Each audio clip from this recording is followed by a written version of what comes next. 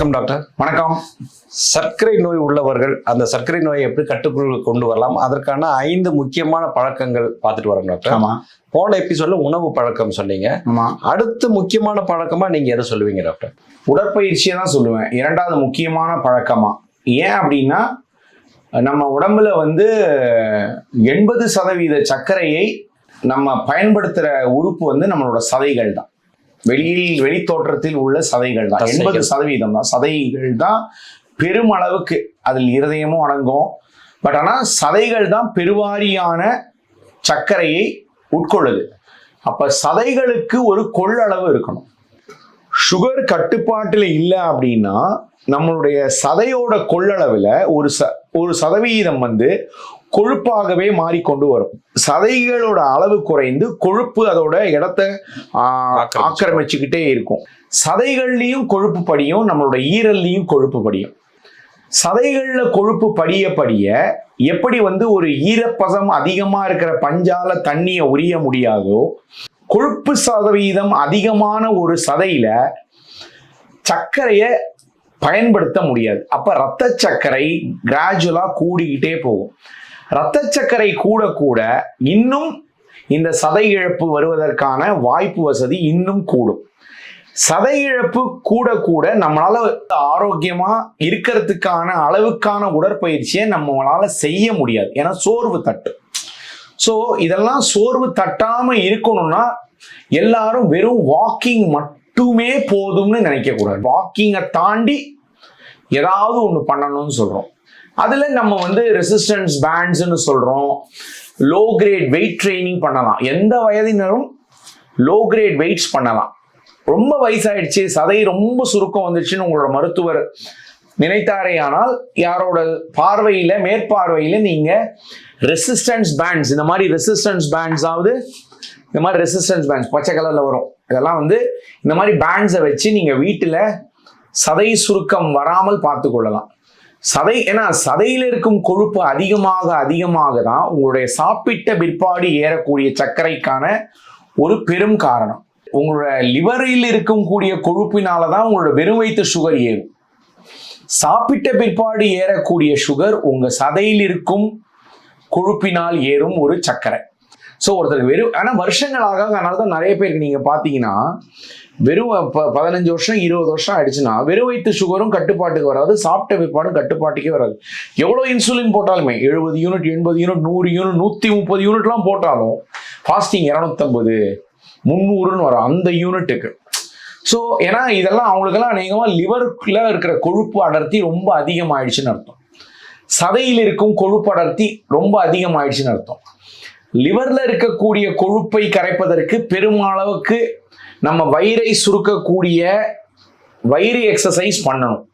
ஆனா சதைகளுக்கான பெருமளவு இதெல்லாம் பயன்பெறாது. நம்ம பெருகுடல்ல இருக்கக்கூடிய பாக்டீரியாவால மட்டும்தான் லிவர்ல இருக்கக்கூடிய கொழுப்பை கொஞ்சம் கொஞ்சமா குறைத்து பண்ணக்கூடிய ஒரு தன்மை உள்ளது நம்மளோட குடல்ல இருக்கக்கூடிய பாக்டீரியா.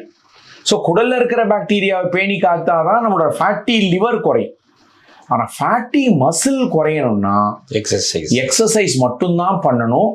அதற்கு ஏதாவது ஒரு எதிர்ப்பு சக்தி கொண்ட உடற்பயிற்சி கருவியை வச்சு ஒரு பேசிக் லெவல் ஆஃப் எக்ஸசைஸ் ஆவது எல்லாரும் பண்ணணும். ஒரு எந்த வயதினரும் பண்ணணும். 35 வயது ஆயிடுச்சுன்னா சுகர் வருதா வரலையாலாம் இல்லை, உலகமே பண்ணணும்.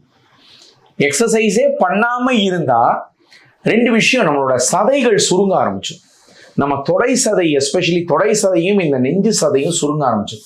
இது சுருங்க ஆரம்பிக்க இந்த தோள்பட்டை இறங்கிடும். இந்த தோள்பட்டை இறங்கிடும். நீங்க ஆணா இருந்தீங்கன்னா அந்த இன்சுலின் தூண்டப்பட்டால் கொழுப்பு உட்காரணும், முதலே சொன்ன பாருங்க.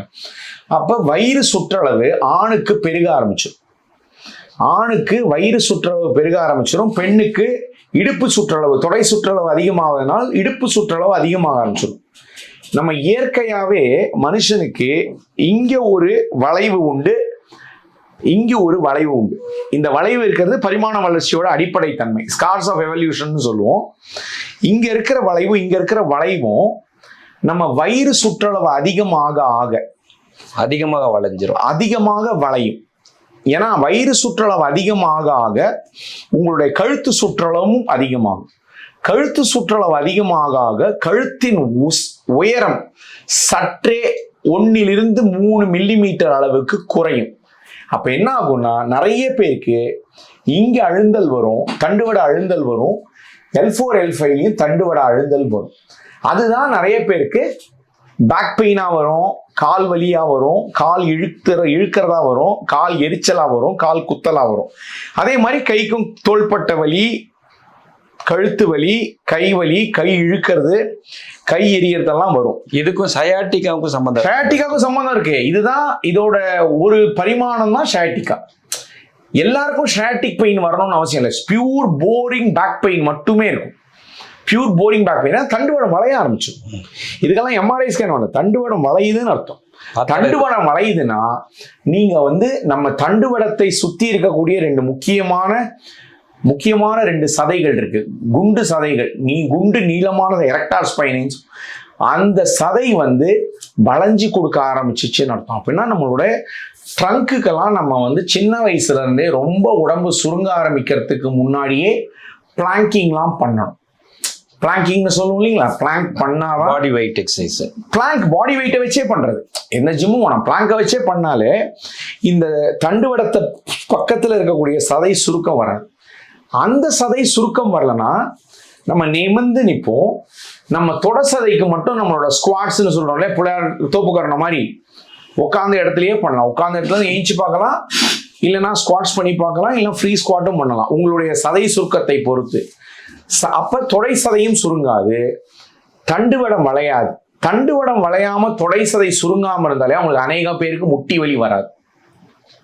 இல்லைன்னா என்ன ஆயிடும்னா நிறைய டயபெட்டிக் பேஷண்ட்ஸ்ல வெயிட் முட்டி வலி வந்திருக்கும். நீங்க பாருங்க எத்தனை பேரா இருந்தாலும் டாக்டர் நடக்கவே முடியல, வாக்கிங்கே போக முடியாது. வாக்கிங் பிரமாதமான எக்ஸசைஸ் இல்லைன்னு சொன்னாலும் அதுவுமே பண்ண முடியாத நிலையில இருக்கிறவங்களும் இருக்காங்க. 15 வருஷம் ஆயிடுச்சு டாக்டர், 20 வருஷம் ஆயிடுச்சு டாக்டர். மினிமம் மொபிலிட்டி ரொம்ப மினிமமா வாஷ்ரூம் போவாங்க, வருவாங்க, கொள்வாங்க, டிவி பார்ப்பாங்க, சாப்பிடுவாங்க, தூங்குவாங்க. இவ்வளவுதான் பண்ண முடியும். ஏன் முட்டி வலி வரும் அப்படின்னா நம்ம பரிமாண வளர்ச்சியில முக்கியமா 4 ஜாயிண்ட் தான் இருக்கு. தண்டுவடம் நம்மளை தூக்கி நிறுத்துற 2 காலில் நடக்கும் மிருகம்னு சொல்லுவோம், நம்மள ஆப்ளிகேட்டரி பைபெட்னு சொல்றோம் எங்களை.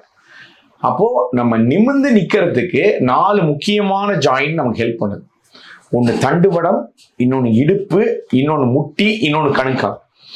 அநேக பேருக்கு கணுக்கால்ல வலியே வராது, ஏன்னா கட்டமைப்புல ரொம்ப ஸ்ட்ராங்கான ஜாயிண்ட். ஸோ கணுக்கால்ல வலி வருதுன்னா உங்களுக்கு ஏற்கனவே அடிபட்டிருக்கணும், இல்லைன்னா வேற ஒரு வேதியியல் காரணத்தினால உங்களுக்கு கணுக்கால்ல வலி வரலாம்.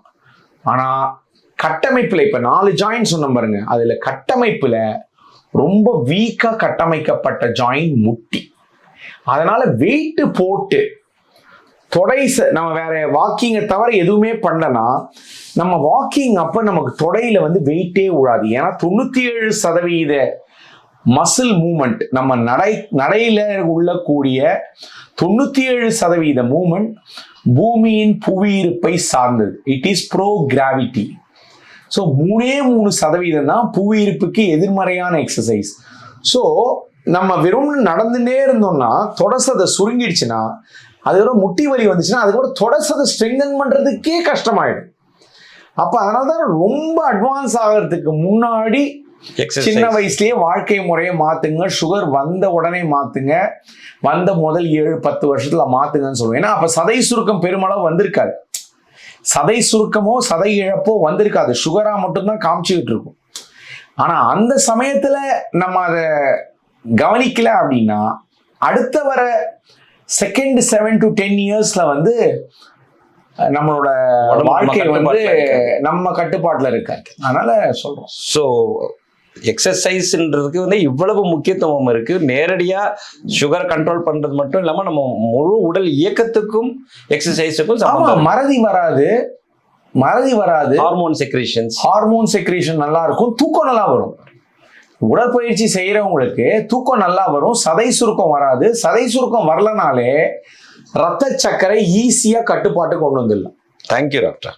பூங்காற்று இது நாளைய நல்வாழ்விற்கான வழிகாட்டி.